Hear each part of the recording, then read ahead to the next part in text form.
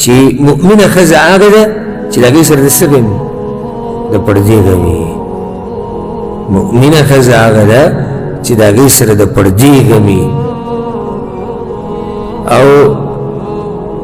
هغه زنانه چې هغه ایمان او اسلام د دې خبرو نه لري هغه د پردې اهتمام نه کوي لکه نن سبا داسې ډېرې به ویني چې هغوی د کافرانو په لار روان دي په تقلید کې دغه لباس کې یا د ډمانو په لار روان دي کله یو شان فیشن او کله بل شان فیشن او حیا او عزت او پرده هغه هر څه یې ختم کړي دي مؤمنې ښځې سره د خپلې پردې غم یو سم غم وسره چې چېرته بې پرده نه شم الله دې زنانو له ډېر اوچت مقام ورکوي بیا ګوره ډېر اوچت مقام دغه زنانو له الله ورکوي چې څوک ځان په پرده کې ساتي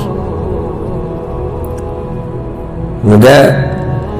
حدیث خصوصا چې د خویندې میندې کشرانې مشرانې ټولې واوري چې وګوره داسې وي د هغه دور مسلمانان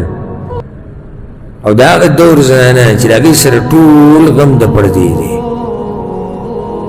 دا غم نشي چې بیماري غم دا دی چې وایي بې پرده کېږم یا رسول الله نو الله دې زمونږ د زنانو په حال باندې رحم وکړي